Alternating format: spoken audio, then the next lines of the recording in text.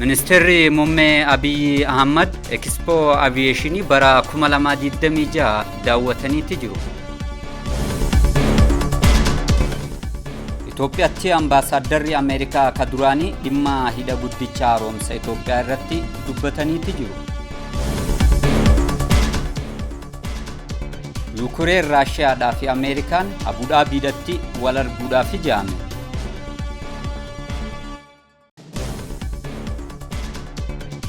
jalqaba irratti ka hordofaa turtan ijoo oduu guyyaa irraati bakka jirtan maratti nageenyi sinaaga hordoftoota keenya miidiyaa harka keessan irraa Soof Umar miidiyaa irraa oduu sa'aatii kanaa keessanii himaa jiru an udiimuus sa'aatii kallattumaan gara bal'ina oduutti dabarra. Ministeerri Muummee Abiy Ahmad Expo Aviation bara 2026 daawwataniiti jiru. Guutuu gabaasa kanaa Masarat Dhaabaa akka itti aanutti isinii dhiyeessiti. Ministeerri Muummee Federaalaa Dimokiraatawaa Riippaabilika Itoophiyaa Dr. Abiy Ahmad fi Gift Duree Zinaash Taayyaachoon hundeeffama waggaa 90ffaa humna qilleensa Itoophiyaa sabeeffachuutiin Expo Aviation 2026 qophaa'e irratti argamaniiru. Agarsiisichi mata duree dandeettii egeree aviation waloon haa ijaaru jedhuun kan qophaa'edha. Itoophiyaan misooma aviation fi aerospace tumsa idil addunyaa cimsuu akkasumas immoo wiirtuu misooma aviation kalaqa guddina ogummaa naannoo fi ardii waaressuuf murannoo fi ejjennoo qabdu kan agarsiisu akka ta'e waajjirri ministeera muummee beekseera. Humni qilleensa Itoophiyaa hundeeffama waggaa 90ffaasaa sagantaalee adda addaan kabajachaa jira. Humni qilleensa Itoophiyaa mallattoo bilisummaa fi tokkummaa dhaadannoo jedhuun ayyaana hundeeffamasaa waggaa 90ffaa guyyaa har'aa amajjii 15 hanga amajjii 19 2018tti sagantaalee adda addaatiin kabajachuu eegaleera. Ayyaanicha sadarkaa idil addunyaa haala eeggateen humnoonni qilleensa biyyoota gurguddoo adda addaa kan irratti hirmaatan agarsiisa qilleensa Black Lion Show akkasumas immoo Aviation Expo waltajjii humnoota qilleensa Afrikaa fi sagantaalee biroo hedduun kabajachaa jira.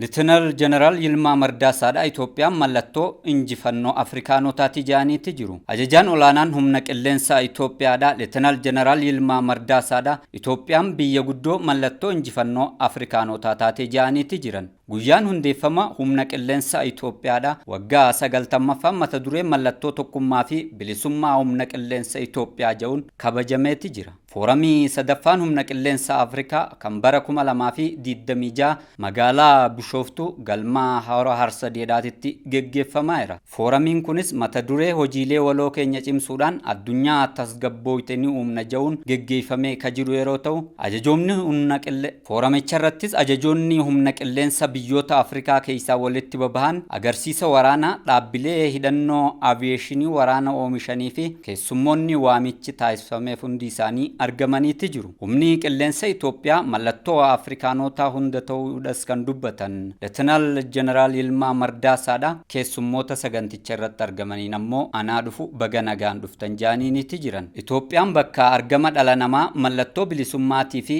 injifannoo uummata gurraachaati kan jedhan Lieutenant General Yilmaa Mardaasaadha. Baga gara biyya argama dhala namaa kanatti nagaan dhuftan jaaniiniiti jiran. Keessummoonni guyyaa hundeeffama humna qilleensa Itoophiyaa irratti argamanis ammoo biyya mallattoo fi asxaa argama dhala namaa taatee fi mallattoo injifannoo uummata gurraachaa taate kanatti argamuu isaaniitti gammachuu qaban ibsaniiti jiran. Barri 2010 irraa eegale xiyyeeffannoo addaa mootummaan humna qilleensaatiif kenneen cimsa tekinooloojii ijaarsa humna namaa bu'uura misooma loltummaa dabalate hojiileen riiformii hedduun humna qilleensaa Itoophiyaa keessatti hojjetamuu isaatis Lieutenant General Yilmaa Mardaasaadha saganticha irratti ibsaniiti jiran. Guyyaan hundeeffama humna qilleensa Itoophiyaa waggaa 90ffaan amajjii 15 jechuunis ammoo jimmata irraa kaasee hanga amajjii 19tti sagantaa garagaraatiin kabajamuu itti fufajaameeti jira. Itoophiyaadhaatti ambaasaaddarri Ameerikaa ka duraanii dhimma hidha guddicha haaromsa Itoophiyaa irratti dubbataniiti jiru. Itoophiyaatti ambaasaaddarri duraanii Ameerikaatii fi dhimma siyaasaa gaanfa Afrikaa irratti itti dhiyeenyaan kan hordofan Tiibor Naaz dhimma hidha guddicha laga Abbayyaa irratti dubbataniiti jiru. Dubbiin ambaasaaddarri Ameerikaa ka duraanii kun ka dhaga'ame ammoo egaa pirezidaantiin Ameerikaadha Doonaald Tiraamp dhimma hidha haaromsa Itoophiyaa irratti waraqaa pirezidaantii Egypt Abdul Fattah al-Sisi fi Itoophiyaadhaaf barreesseen booda yeroo ta'u ambaasaaddartichi kun ammoo pirezidaant Doonaald Tiraamp yoo dhugumaan kan araara barbaadu taate loogiidharraa bilisa ta'uu akka qabu dubbateeti jira. Itoophiyaadhatti ambaasaaddarri Ameerikaa ka duraanii kun bara 2020 keessa yeroo Itoophiyaa fi Ijiptii araarsuuf yaalaa turetti Tiraamp Ijiptiif loogaa turuu isaa ka dubbate yeroo ta'u yoo dhugaadhaan ammoo araara marsaa kanaan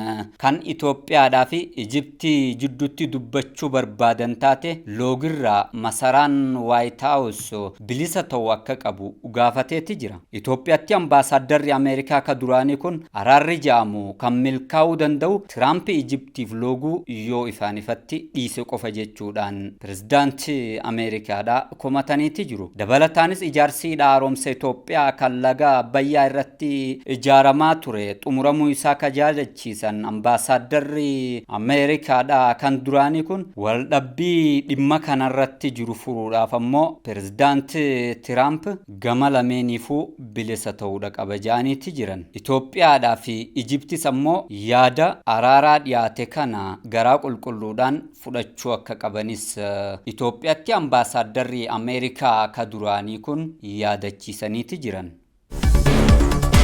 Hooggantoonni faannoodhaa misooma magaalaa Finfinnee daawwataati jiru. Hooggantoonni dhaabbata uummata Amaaraa faannoodhaa sosochii misooma magaalaa Finfinnee daawwachaati jiru. Jaarsummaa gamtaa Afrikaatii fi Igaadiin akkasumas ammoo dhaabbilee garaagaraatiin mootummaa naannoo Amaaraatii fi humna hidhattoota faannoodhaa jidduudhatti waliigalteen nageenyaa uumamee ka ture yeroo ta'u hooggantoonni humna hidhattoota faannoo Amaaraa kun ammoo erga hojiin araara buusuu raawwatame booda guyyaa irraantanaa magaalaa Finfinneetti argamuudhaan hojii misooma magaalattii keessatti hojjetame hunda daawwataati jiru. Waggoota muraasa dabran humnoonni hidhattoota faannoodhaa naannoo Amaaraa keessatti humna mootummaa naannoo Amaaraatii fi humna mootummaa federaalaa akkasumas ammoo qaama hidhatee wajjin walitti bu'aa ka turan yeroo ta'u humnoonni finxaaleeyyii kun ammoo baroota muraasa dabran keessa naannoo Amaaraatirraa daangaa ce'uudhaan daangaa naannoo